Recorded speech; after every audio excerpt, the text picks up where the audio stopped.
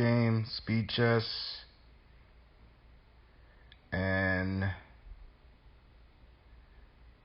in the end, the opponent abandoned the game due to a threat or an attack on his rook on the H1 square, H1 rook, and he did not like that he could not do anything about it. Plus, I had a potential check with the queen if the queen would have been placed on A4. So I had this force this king to be able to move around without any protection. So in this situation, we're gonna see how a active knight could cause a lot of damage.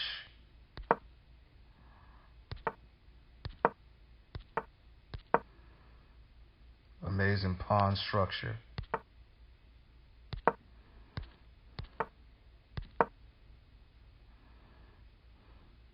So that pawn structure right there, pretty much it was solid and gave a lot of wiggle room.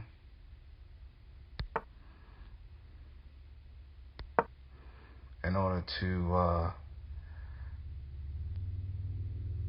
attack the kingside, the opponent's kingside flank on the F, G, and H squares.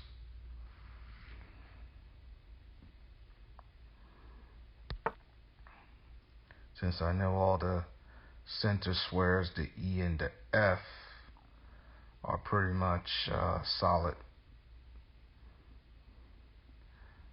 The opponent tried to take advantage of the flank since he knew the center, and also there wasn't too much advantage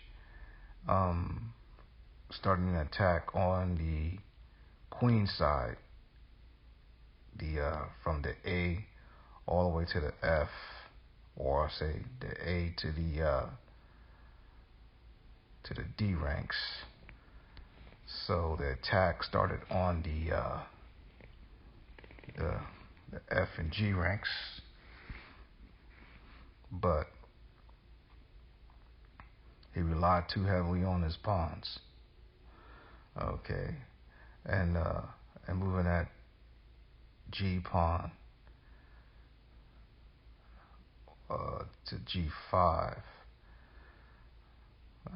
That was a serious error because I can just open that whole flank up right there, and nothing he can do about it. The bishop G times G5, attacks the queen, but it's not just attacking the queen, controlling that F4 square. I'm also controlling the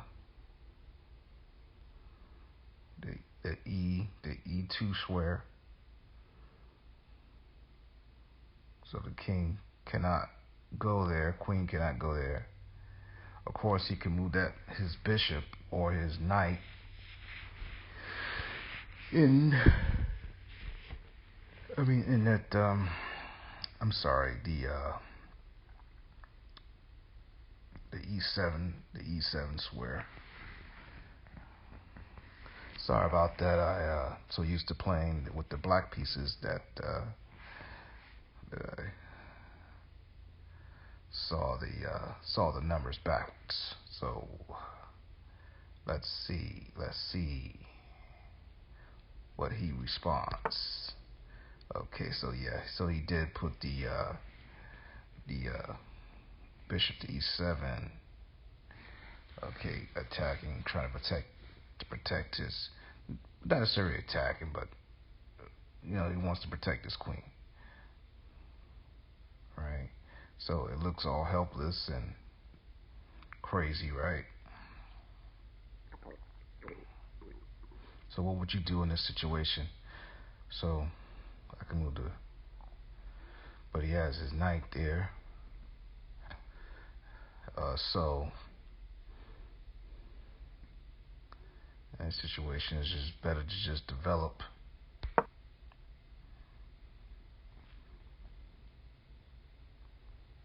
So add some pressure on him,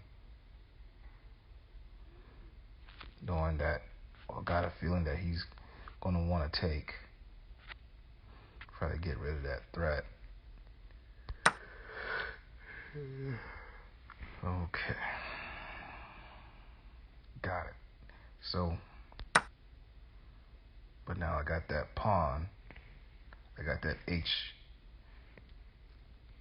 H4 pawn protecting that knight, which is powerful, because now all that area is open, and I can bring my bishop on the H5 square, check. The knight controls the F7 square, also attacking the E6 square pawn, E6 pawn, or threatening the E6 pawn if he decides to move his bishop.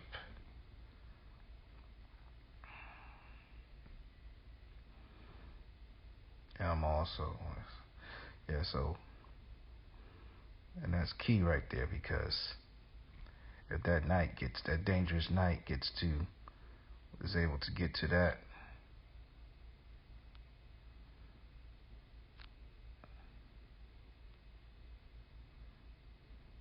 F7 square, it can attack the queen or fork the queen and the rook, and the rook is pretty much hemmed in there by the or can't move because of the pawn, because of the H7 pawn, and also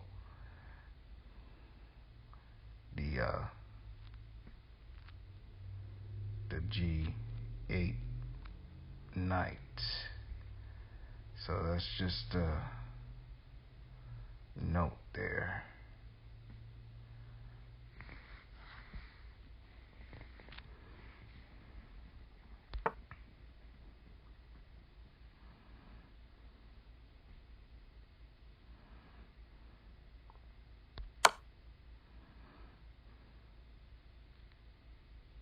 So his queen can't do anything about that knight,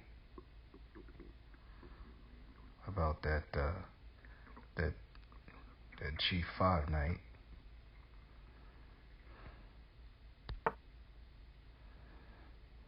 They can't do anything about that bishop on H5.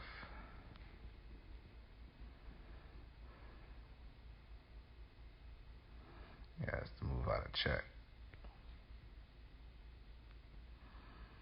Right. So like I said, I have full control now with my bishop and my knight on that F7 square. And he did not like that at all. And instead of resigning, he decided to take the coward's way out and abandon the game out of anger or frustration or whatever. And as you can see, my knight also, not only does it have a free rook there that he can do nothing about,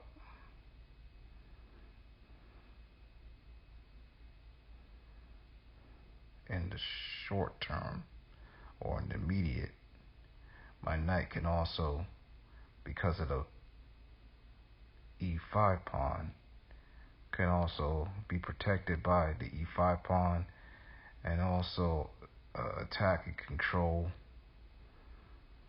all that back seventh column there by